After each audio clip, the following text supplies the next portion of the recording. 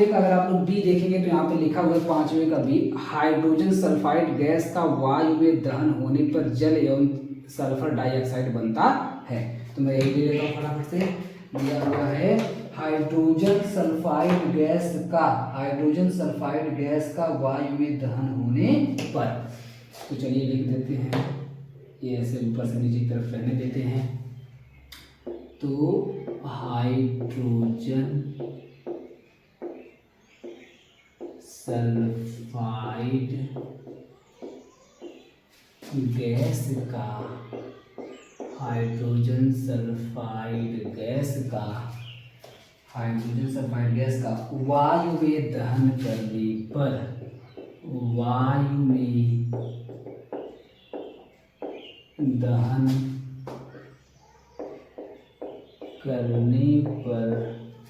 वायु में दहन करने पर जल एवं सल्फर डाइऑक्साइड बनता है। वायु में दहन करने पर जल एवं सल्फर डाइऑक्साइड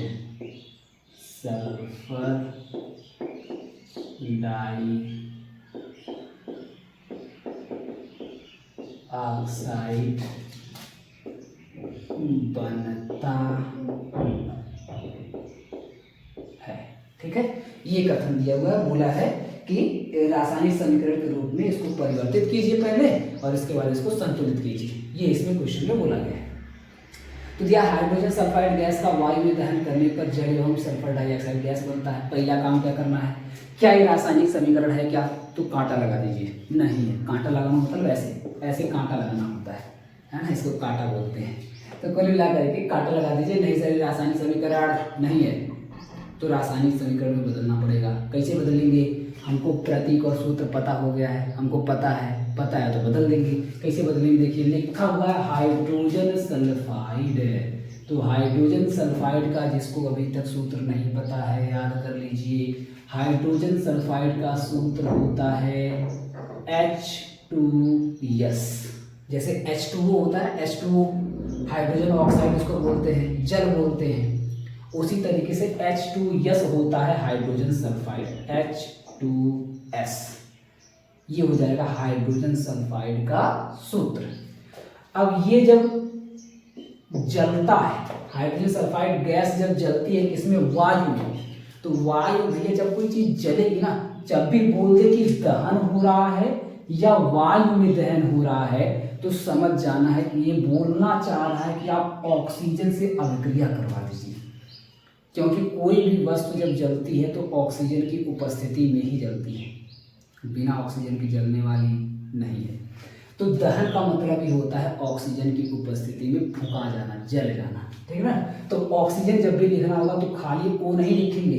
जैसे मैं बता रहा था कि नाइट्रोजन को N2 लिखेंगे, हाइड्रोजन को H2 लिखेंगे, वैसे ही ऑक्सीजन को O2 लिखेंगे। क्योंकि ये सब द्विपरमाणु होते हैं तो दो में हमेशा रहते हैं। तो ऑक्सीजन को O2 लिखेंगे और O2 लिखने के बाद दिया है करने पर जल एवं सल्फर डाइऑक्साइड गैस बनती है। तो आगे लगा दीजिए एरो लगाने के बाद जो बनता है उसको लिखना है। तो बनता है जल बनता है तो जल का सूत्र हमको पता है H2O होता है। प्लस में देखिए आप जल लिखा है ना, तो जल का सूत्र H2O होता है। एवं और क्या बनता है? तो सल्फर डाइऑक्साइड गैस बनती है। तो जैसे कार्बन डाइऑक्साइड गैस का सूत्र होता है CO2, वैसे ही सल्फर डाइऑक्साइड गैस का सूत्र होता है SO2। तो प्लस में क्या बनेगा? SO2 बनेगा। ठीक ना? तो एक बार फिर से देखिए कि जब हाइड्रोजन सल्फाइड गैस को वायु में दहन करते हैं तो जल एवं सल्फर डाइऑक्साइड गैस बनती है। ये मैंने अपने हिसाब से स्टेटमेंट को बोला है। तो चलिए रासायनिक समीकरण में कन्वर्ट हुआ, बिल्कुल हो गया। जैसे ही आपने प्रतीक सूत्र वगैरह लिख करके इस तरह से लिख दिया, ये बन गया रासायनिक समीकरण। अब आते हैं कोष्ठक लगा देते हैं। क्या लगाएंगे बोलो? कोष्ठक कोष्ठक कोष्ठक कोष्ठक। आंख बंद करके क्या लगाना है? कोष्ठक। तो आंख बंद करके कोष्ठक हो गया। अगला क्या है? आंख खोल के सूची बनाना है। सूची बनाते समय आंख खोल लीजिएगा नहीं गड़बड़ाएगा मामला। तो आंख बंद करके कोष्ठक, आंख खोल करके सूची। सोचिए किधर से बनाएंगे, नीचे से, किधर से बनाएंगे, नीचे से।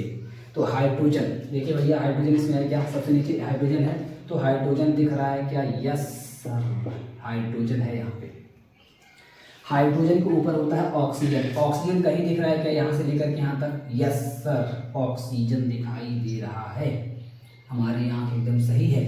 तो ऑक्सीजन, चलिए ऑक्सीजन हो गया। ऑक्सीजन के ऊपर आधातु में आ जाते हैं, ये देखिए आधातु में मैंने अभी आपको लिख के बताया सल्फर, सल्फर यानी कि यस, यानी कि सल्फर आधातु होती है, तो इसको भी लिख दीजिए यस।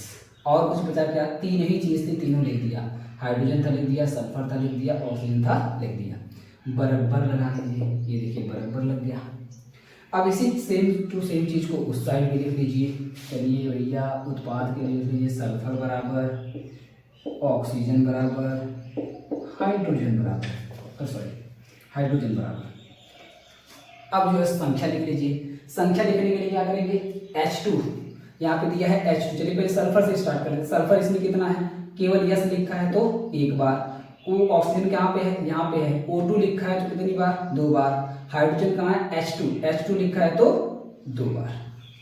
ठीक है बात, इधर आते हैं सल्फर, इधर सल्फर कितना है, यहाँ पे केवल यस लिखा है तो एक बार। ऑक्सीजन पे आते हैं, ऑक्सीजन ध्यान दीजिएगा, ऑक्सीजन यहाँ पे ध्यान देना है कि दो बार ऑक्सीजन यहाँ पे है, एक बार ऑक्सीजन यहाँ पे है, तो पूरा यहाँ से लेकर के यहाँ तक देखना होता है। तो दो यहाँ पर, एक यहाँ पे, कुल मिला के कितनी बार हो गया, तीन बार हो गया, कुल मिला के कितनी बार हो गया, तीन बार हो गया। अब यहाँ पे आ जाइए हाइड्रोजन, हाइड्रोजन कितना लिखा है, H2 लिखा है तो दो बार। अब अगर आप ध्यान से देखेंगे तो सल्फर पहले से संतुलित है, मजा ही आ गया, हाइड्रोजन पहले से संतुलित है, दो दो मजा ही आ गया। खाली हमको संतुलित करना है ऑक्सीजन, और वो भी है खतरनाक, खतरनाक तरीके से इसको संतुलित करना है, क्योंकि यहाँ पे ट्रिक एक लग जाएगा विषम वाला, जैसा कि मैंने आपको पहले बताया भी है कि विषम जैसे ही आएगा वैसे ही आपको सतर्क हो जाना है। तो विषम वाला ट्रिक क्या भैया, विषम वाला मैंने आपको बताया था कि जब भी विषम आएगा, विषम संख्या, तो सबसे पहले उसको सम में बदलना है। कैसे सम में बदलना है, तो जहां पर एक बार दिया होगा या विषम दिया होगा उसी में कर देना है गुणे दो, दो से कर देना है गुणा, तुरंत उस सम में बदल जाएगा।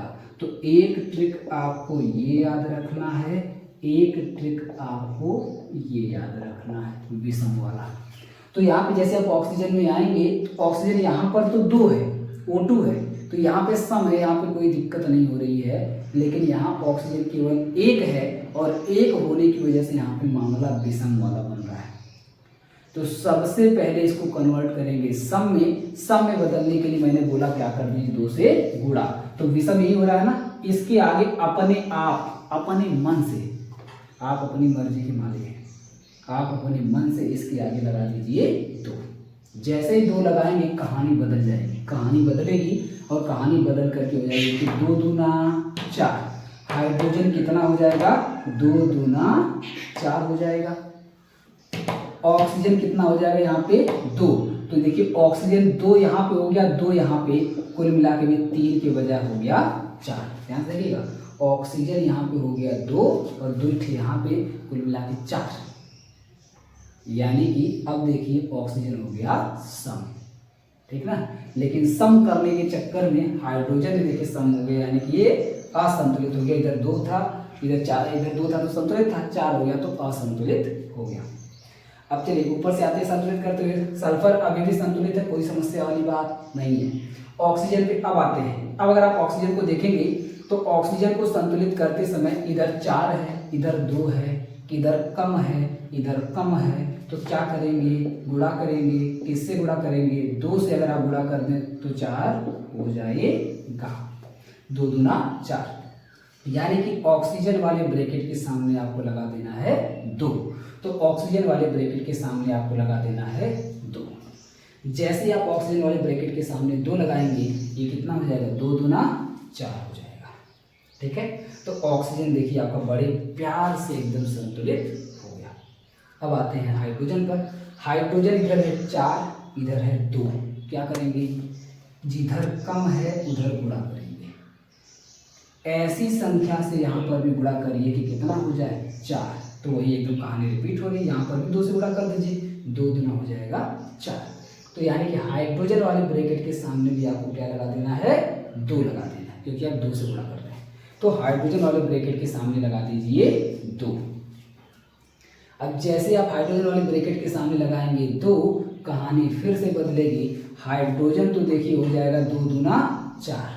हाइड्रोजन ध्यान से देखेंगे आप तो 2 दूना 4 एकदम संतुलित हो गया, जो असंतुलित था वो संतुलित हो गया। लेकिन सल्फर यहाँ कर जाएगा डिसबैलेंस, और देखिए यहाँ पे क्या बन जाएगा, सल्फर की अगर मैं बात करूँ तो हो जाएगा सल्फर यहाँ पर 2 बार, सल्फर यहाँ पर बदल करके हो जाएगा 2 बार। तो जो अभी सल्फर संतुलित था वो सल्फर क्या हो जाएगा, दोबारा से असंतुलित हो जाएगा। ठीक है, जो लग रहा था बस एकदम संतुलित होने ही वाला है, लास्ट में जाकर के एकदम पता चला असंतुलित हो गया। ठीक है ना, घबराने की सब वाली बात नहीं है। अभी इसको मैं पूरा संतुलित करता हूँ। अब देखिए फिर से ऊपर से नीचे को संतुलित करना है ना। अब देखिए सल्फर को संतुलित करेंगे, इधर 2 है इधर 1 है, क्या करेंगे, गुणा कर देंगे। इस साइड कर दीजिए गुणा, किससे गुणा कर दीजिए, तो इसको 2 बनाना है ना, तो 2 से अगर आप गुणा कर दीजिए 2 1 कम क्या हो जाएगा 2। यानी कि सल्फर वाले ब्रैकेट के सामने लगा देना है 2। तो सल्फर वाली ब्रैकेट के सामने हमने लगा दिया 2। देखिए खतरनाक स्थिति बन रही है। जैसे आप 2 लगाएंगे ये सल्फर में गुणा करेगा तो हो जाएगा सल्फर 2, एकदम सही है, सल्फर तो संतुलित हो गया। लेकिन ऑक्सीजन देखिए फिर से गड़बड़ा गई, ऑक्सीजन गड़बड़ा गई। 2 दूना ऑक्सीजन यहाँ पे कितने जाएगी 4। तो जैसे 2 दूना 4 होगी, ध्यान से देखिएगा 2 दूना 4, अब यहाँ पे 2, कोई मिला कितना हो गया 6, दोनों जगह जोड़िएगा नहीं गड़बड़ाएंगे तुरंत। तो 2 दूना 4 ऑक्सीजन यहाँ पर, और 2 1 कम 2 ऑक्सीजन यहाँ पे, 4 2 मिला के कितना हो गया, अभी ये 6 हो गया। लीजिए जो सॉरी मैं गलती से इसको काट दिया, जो ऑक्सीजन अभी संतुलित थी 4 4 बराबर था, वो ऑक्सीजन फिर से क्या हो गई, असंतुलित।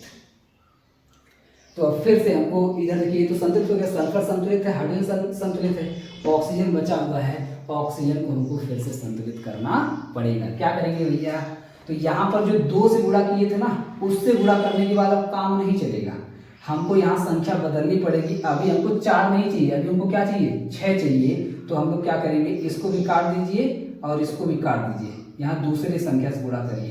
देखिए मैं ये मान चल रहा हूँ आप पेन लिए हैं, तो अब मैं तो मिटा दूंगा, आप मिटा नहीं पाएंगे, तो मैं भी इसलिए काट रहा हूँ जानबूझ करके, ताकि आप ना कह रहे सर आप मिटा अपना काम बना लिए, हम क्या करें। तो हम भी अपना देखिए गोजागाजी कर रहे हैं इसलिए, ठीक है ना, ताकि हम और आप बराबर रहेंगे। ठीक है ना, मेरा भी खराब होगा आपका भी खराब होगा, क्योंकि इस दीदी का नाम ही है प्रयास एवं त्रुटि। प्रयास करेंगे गलती होगी, फिर प्रयास करेंगे फिर गलती होगी, फिर प्रयास करेंगे फिर गलती होगी, इसलिए गोजाबाजी करनी है आपको पेपर में भी। ठीक है ना, सीधे सीधे अगर आप लिख करके आ गए ना, एग्जामिनर समझ जाएगा पक्का या तो कहीं से नकल मारा है, या तो कहीं से देख के लिखा है, या तो एकदम रट्टा मार के आया था कि ये वाला आएगा तो 2 यहाँ लगाएंगे 2 यहाँ लगाएंगे 2 यहाँ लगाएंगे 2 ऐसे करके लगा दिए, या तो रट्टा मार के आया है। तो इसलिए आपको ऐसे गोजाबाजी करना है, तब वो समझ पाएगा वो बड़ी मेहनत से इसको सॉल्व किया है, बड़ी मेहनत लगा के संतुलित किया है।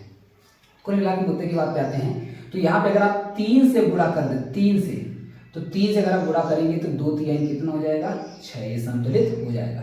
यानी कि जो ऑक्सीजन के आगे आप 2 लगाए थे वो 2 मत लगाइए, 2 की बजाय क्या लगा दीजिए 3 लगा दीजिए। यहाँ भी आप काट करके कर लीजिएगा, मैं चलिए मैं भी काट देता हूँ। यहाँ जो आप 2 लगाए थे इसको काट दीजिए, यहाँ 3 से गुणा करिए। जब आप 3 से गुणा करेंगे तो ये देखिए हो जाएगा क्या 3 दूना 6, आराम से देखिए संतुलित हो गया। तो अभी ऑक्सीजन भी संतुलित हो चुका है, अब कुछ भी डिसबैलेंस नहीं है।